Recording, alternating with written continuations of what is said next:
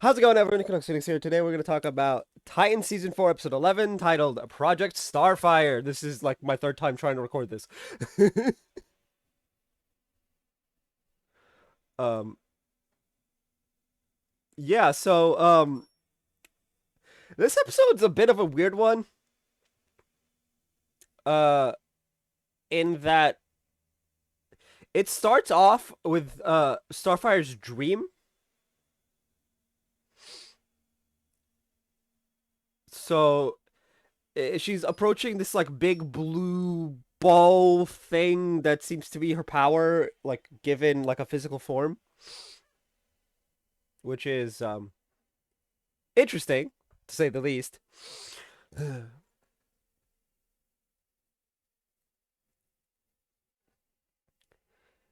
She then wakes up and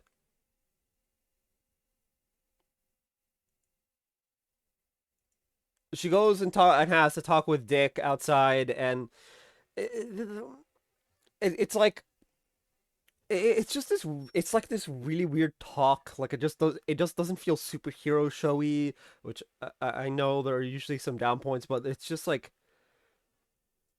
these guys are all lucky because they don't know the world is about to end, kind of thing. Like that's the vibe it gives, which was really weird.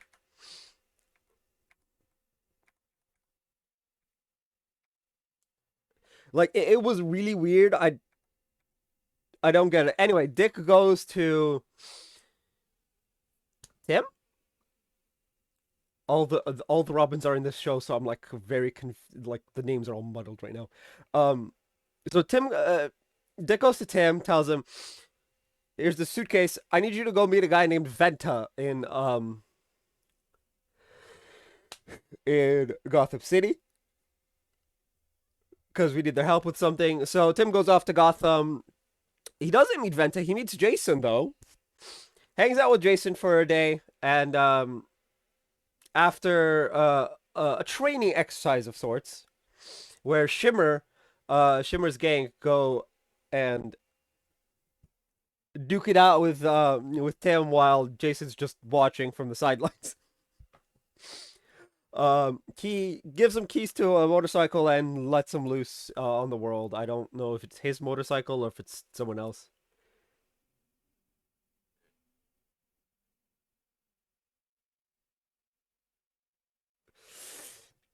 But hey, anyway, now while this is happening, Starfire goes behind the team's back and has one of the workers tell her, but not anyone else, if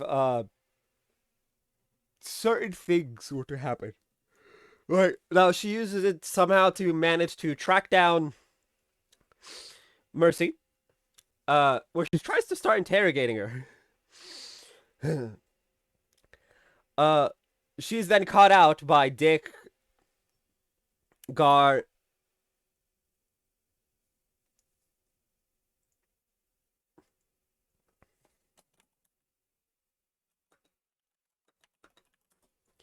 uh, and Rachel, and they're like, "What is going on?" Now, Gar manages to recover all of the files that Mercy had deleted before Starfire showed up, and we find out about Project Starfire, something that Lex created to mimic Starfire's powers to prove to the world that he can be just as good as Kal-El. That's Mercy's wording. He, as beneficent, beneficent, beneficent. The word she said is beneficent. I always struggle with that word, beneficent. Anyway,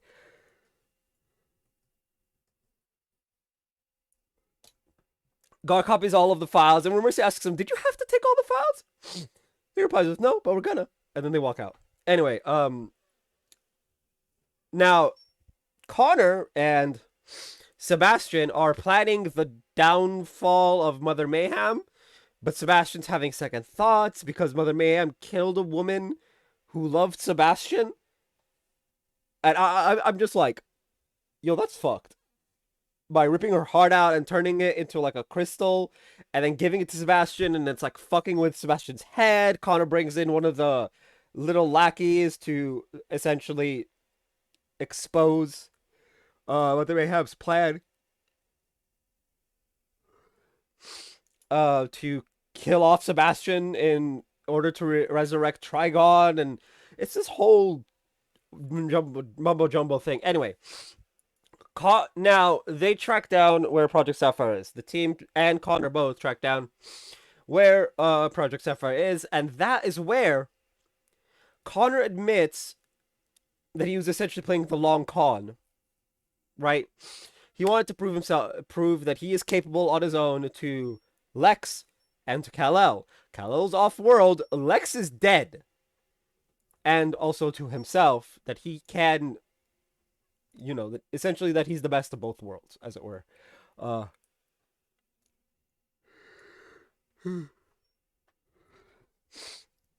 and of course he failed, and Dick manages to comfort Connor on some of the mistakes Connor had made, and saying, look, that happens, nobody's perfect. Thank you, Miley Cyrus, for having song titles that are literally this entire like scene. That's 2 songs so far. Anyway, and when Corey asks, "Look, what's going on?" He's like, "We're all in." They go in. The lab password is Starfire. In the periodic table of elements, the like shorthand of the periodic table of elements, it spells out Starfire, which is really cool. I wish I remembered my periodic table of elements because I could tell you each and every one of them. That was the. You guys can just go look it up. Just rewatch the show and then look up the thing, and you can figure out the chemicals. Put them in the comments, I guess. Farming comments on YouTube videos. That's the YouTuber way. Anyway, they go in and they try and they see it's like this like nuclear fission reactor thing. Kind of like Martin Stein's thing. I forget Martin Stein's superhero counterpart. Um Geez, I actually can't remember. Hold up. No, I need to look this up. Air over. Uh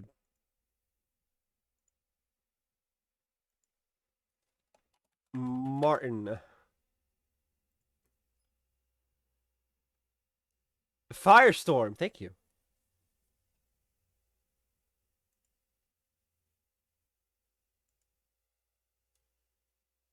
It's like the little ball of energy for Firestorm and shit, and the Speed Force as well.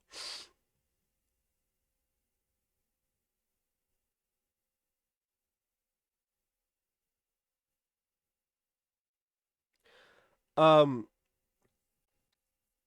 like the little ball that they tossed into the Speed Force to stabilize it when they needed to rescue Barry, but then it got unstabilized. Well, then it got undone, and all is well in the world kind of thing because the Speed Force prison. That it was that season of the Flash was a mess.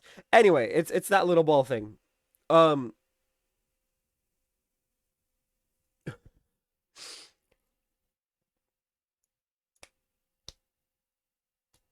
and Starfire puts her power into it.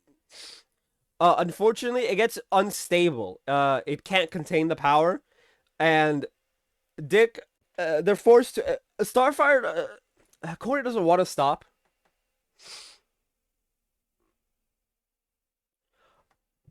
Corey doesn't want to stop, and this thing's gonna explode, right? So Dick goes and disconnects the power, stopping it at 98.6%.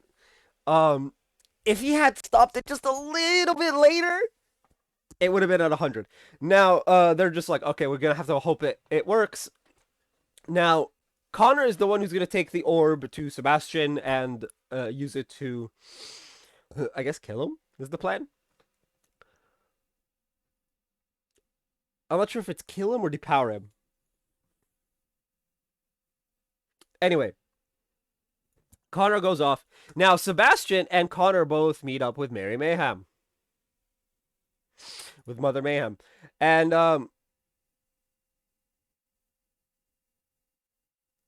Sebastian hugs her and then kills her with the horn.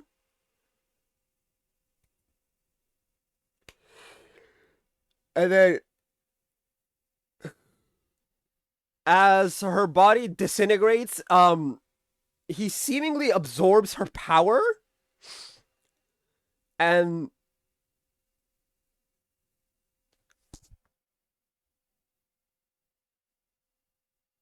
then Connor's just like, "Hey, catch!" Throws the orb.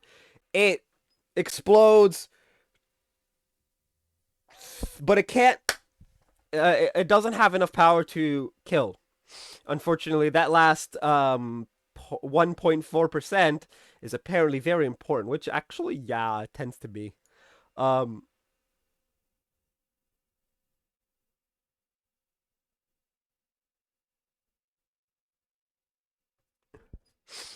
now, Sebastian rises from the floor in the full brother blood regalia as Connor's walking away, and he's like, "My turn." Blasts Connor, seemingly killing him because he's like all bloody and shit.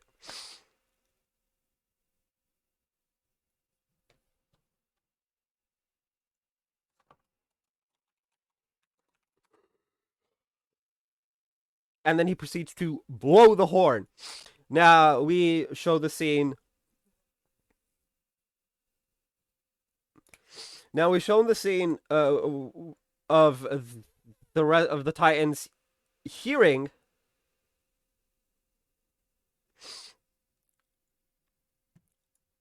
the horn being blown, and they walk outside and they see like the skies have turned like a dark gray. Starfire ends it with, "Now the only way left is my way," and she walks away.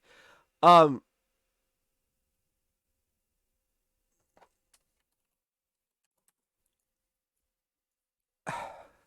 Now it should be noted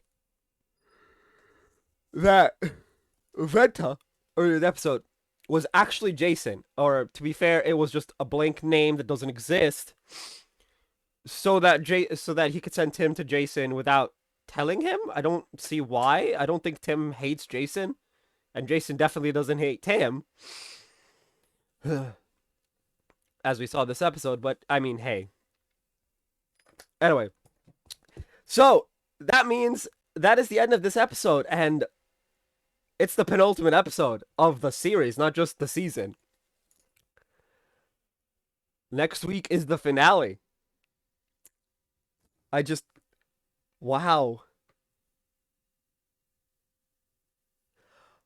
Honestly, it's been a wild ride.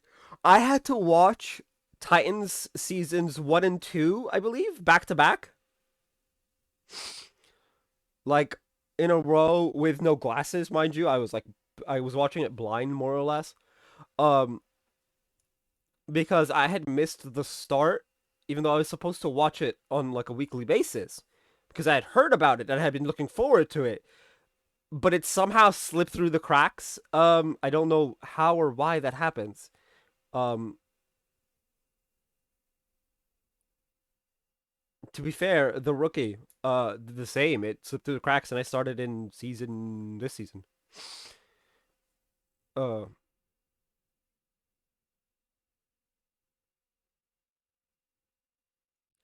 Anyway, tell me what you guys thought of the episode down in the comment section down below. That's gonna be for this video. If you guys haven't already, hit like, hit subscribe if you're new. I will see you guys next time, and as always, stay bright. I can't believe this journey is almost over. I'm so sad.